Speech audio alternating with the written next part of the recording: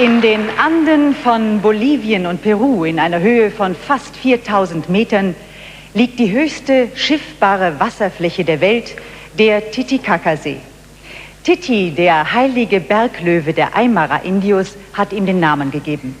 Und mitten in diesem riesigen Andenmeer, man muss sich das etwa 13-mal so groß vorstellen wie den Bodensee, gibt es eine Insel. Und auf ihr soll nach einer Indio-Legende die Sonne den ersten Inka-Herrscher geboren haben. In diese Gegend führen uns jetzt zwei Indio-Weisen. In der Sprache der Aymara-Indios gesungen, Chilata, der Bruder, und danach Apachita, die Anden, gespielt auf den traditionellen Toyos.